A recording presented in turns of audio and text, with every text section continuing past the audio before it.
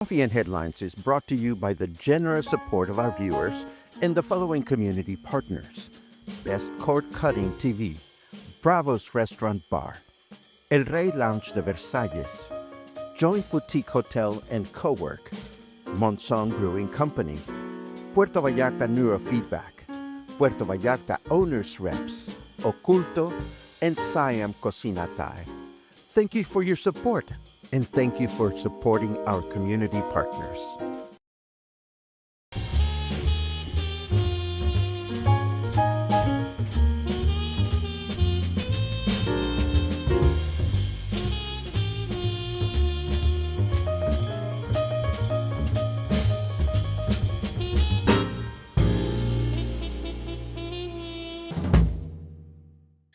Good morning, everyone. Welcome back to Coffee and Headlines. Here we are. It is Tuesday, May 6th, and it is a pleasure to be here with you this morning. Of course, we are, as always, combining news that we gather from all kinds of news sources with your comments, ideas, and suggestions. And we're going to take a look at all that stuff and see how we can benefit from the knowledge we share here as a community of English-speaking locals. You can see I'm trying to say the same thing with different words as I usually say every morning. I wonder if you get tired of me hearing the same introduction every single day. I don't get tired of saying it. So anyhow, it is a pleasure to see you, and I have some news to share, and we might as well get started with the news. For starters, the Fiestas de Mayo, or May Fiestas, are coming back to Puerto Vallarta. This year, they start on May 16 and they continue through June the 1st. The Fiestas de Mayo take place at a venue that is put together not far from the Puerto Vallarta Convention Center, so it's not like it's easy to get there. But there is all kinds of entertainment that promises a blend of culture, food, and shows and whatever. And this is a great experience. It's a family affair. There's a lot of live music. And this time around, I will share with you the Facebook page in case you want to see what the offerings are going to be for the May Fiestas here in Puerto Vallarta. The May Fiestas is a statewide event. Of course, Guadalajara has its own version of it as well. I also thought you would want to know that American Airlines, who's a longtime partner of Puerto Vallarta, has announced that it will expand its service to new destinations departing from Chicago this coming winter, as well as increasing flights on established routes, including Puerto Vallarta. In the case of our city, the service will increase to 2 daily flights from December 18 to January 6. If you are in the Chicago area, this is probably a good time to start looking at the airline's website in search of good deals for you to travel here during the winter months. And we've talked about this before, and now it's becoming a reality. And I'm reaching out from my little pendant here, because this is what it is. The Minister of Economy, Marcelo Ebrard, has announced the launch of the Made in Mexico campaign, Hecho en Mexico, which now has a set date with the goal of boosting the national industry. This campaign, driven by the Mexican government, will formally begin in June of this year. The strategy implemented by the federal government seeks to increase sales of products manufactured in the country, thereby eliminating the dependence of the Mexican economy on other countries. Now, again, as I've mentioned before, this is not a new idea. It was first introduced in the 70s, I believe. And you could see the logo imprinted on cardboard boxes and products you would buy in the supermarket, all to reflect a sense of pride and identity. And it's coming back. And at the same time, the Jalisco Crece program, Jalisco has its own made in Mexico type of situation. It is a program that is statewide that seeks to promote projects that preserve and generate jobs, increase sales, develop productive and supplier change, and promote sustainability. Is Jalisco's own program. The program also seeks to generate new jobs by attracting national and international companies to our state, thus making our state more competitive. Is this in reaction to what's happening up north? Probably. There's got to be a lot of um, influence there, but it's also a good thing for Mexico, I think, that we are feeling the pride of the things that we create in our own country. And that's the first block of news. Let us take a quick look at the weather forecast to see what is going on out there. Solder me with a welding torch and call me Alan Turing. I can see the sun. Well, that is a little harsh, but isn't the word solder fascinating? I mean, the way it's spelled and the way it's pronounced, there's no relationship there, but that's just me. It is 27 degrees out there. Humidity is high at 68%. Welcome to the warmer months. And our weather forecast for today indicates that we're going to have a humid day with mostly clear skies, with a high temperature of 29 and a low temperature of 21. Ouch. Tomorrow, Wednesday, we can expect another humid day with partly cloudy skies throughout the day, a high of 29 and a low of 20. And then Thursday will be a day with partly cloudy skies in the morning, with clear skies in the afternoon, a high of 30 and a low of 21. So it's gotten warmer and it will continue to get warm and humid, and this is what it is. Now, let me see what is next. Oh, yes.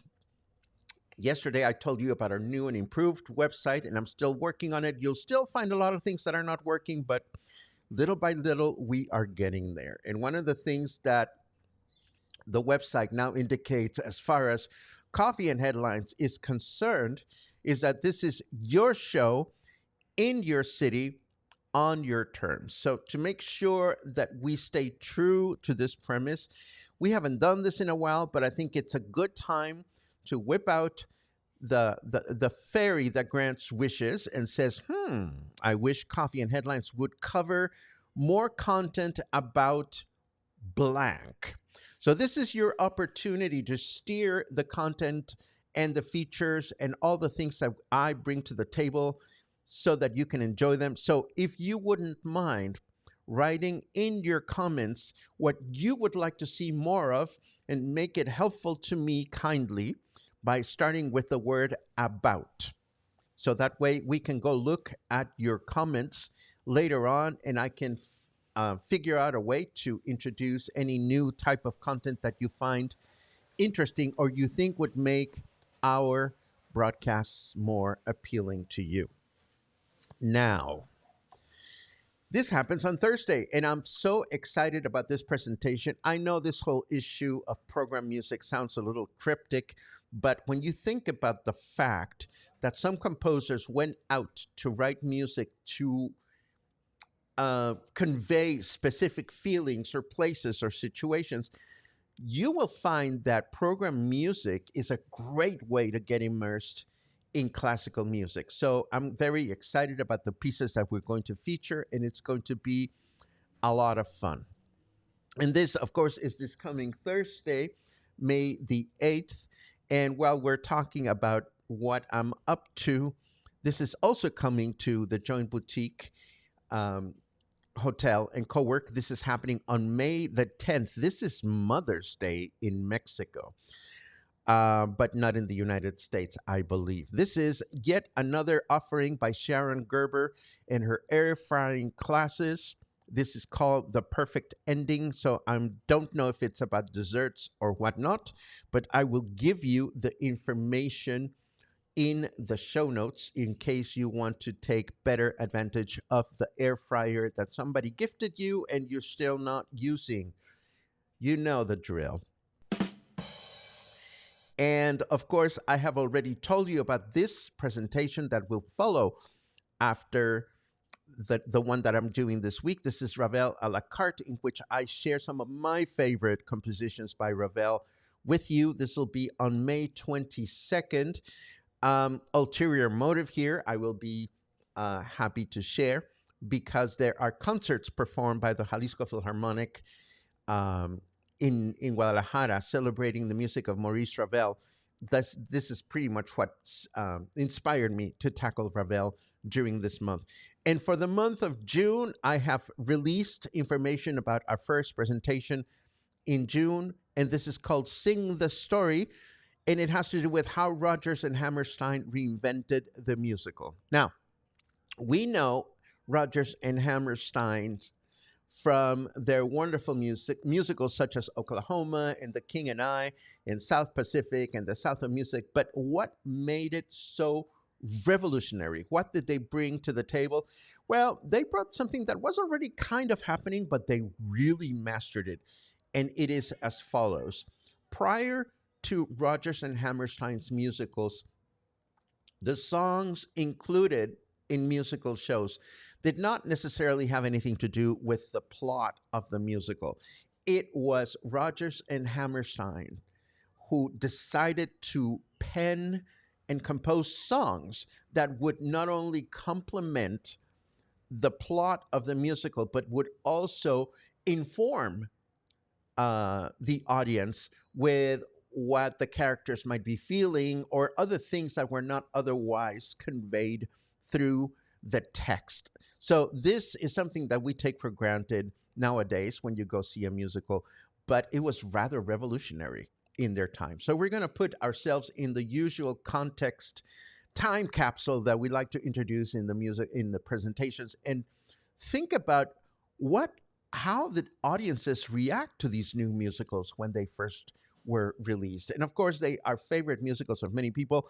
So this should be a lot of fun. This one is going to be on June 5th at the Joint Boutique Hotel. And of course, along the same lines of making the content here, whatever it is that you're interested in, I am always eager to hear what kind of music appreciation presentations might you be inspired to attend. And I think this is what I had prepared for you for this morning. I hope you have all kinds of juicy comments for us to look at. Let me put your comments on the screen. And boom, boom, boom. Good mornings and good afternoons, which I love. What? Yay, on my last flight leg to get back home. I see. You're on the plane. I thought you were already landing in Puerto Vallarta, Larcito. But you're almost here, and I'm so excited. Let's see. Pum pum pum.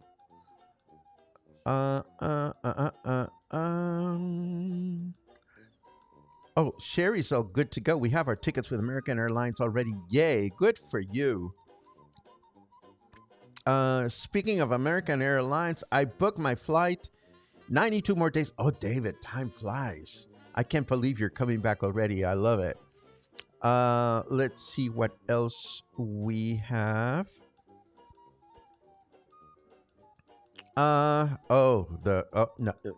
Carney Trump news.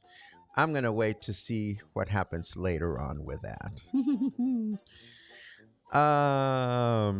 Mary Romaine is watching from Toronto finally and watching on YouTube. Yay, YouTube live watchers. I love it. And I like this. Viva Mexico. Of course, Viva Mexico. Let's see. Oh my God, you are so correct. Yacht takes the cake. There are some fascinating words in English that the pronunciation is not necessarily related to the spelling. Thank you for that one, Kathy. I always love language related trivia.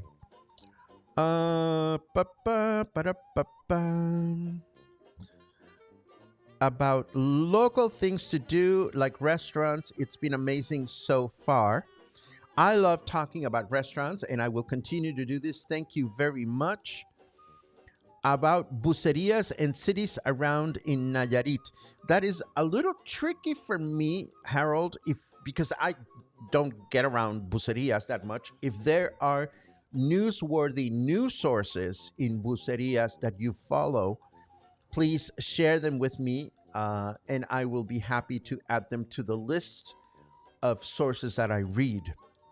Thank you very much for that. Mother's Day in the States is May 11th. Yeah, in the States it always slides to that Sunday, whereas in Mexico it is always on the 10th, no matter what day of the week it is. Let's see what else. Do, do, do, do, do, do, do. Dum, ba-dum, bum, bum. About local restaurants, food, monthly lunch or dinner crawl. Oh, thank you for the reminder. I am putting together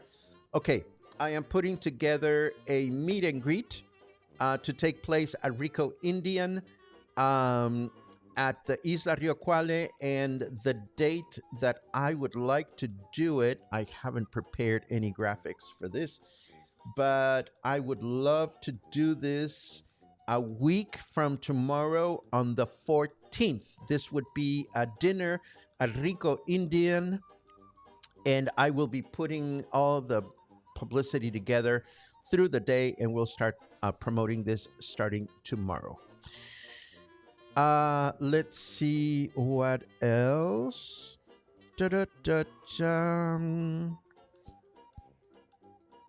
About more walks, more walkabouts and art galleries, perhaps. Your morning opening is always surprisingly slightly different. Thank you very much, Linda.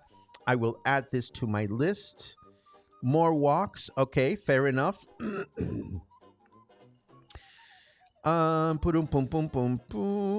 Love to you all today. Nice to spend time with old friends. Cheers from Canada. Awesome. Awesome. And many good mornings. I love it. Paula, I hope you had an awesome birthday. And Stan says, Rico Indian, count me in. Yes. Isn't that a great place? Oh, and speaking of Stan, this reminds me, Stan, of course, is our friend. He's also our community partner. He offers wonderful neurofeedback on Thursdays at the Joint Boutique Hotel if it's more convenient to you than his other location. And Stan reminded me that those amazing cinnamon rolls, La Sugar Bakery. So I contacted them this morning because I wanted to surprise some friends with cinnamon rolls, but the website suggests, or rather the WhatsApp number that I contacted suggests that you place your order 3 days in advance. And if you get more than 6, the delivery is free. That's the way you get them. And I will be sure to include La Sugar Bakery in the show notes. If you haven't tried them, these cinnamon rolls are absolutely, I mean, they will totally mess up with your sugar levels in the best way possible. And I'm going to leave it at that. Leave it. And with that said, I am off to visit the vet to pick up Luna's remains, her ashes, which will be spread up the river over the weekend. I'm excited to do that. And I'm going to continue working on my Thursday presentation. I hope you have an amazing day, and I hope to see you tomorrow morning for more coffee, more headlines. Let me gather your suggestions and start working on that right away. Have a great day.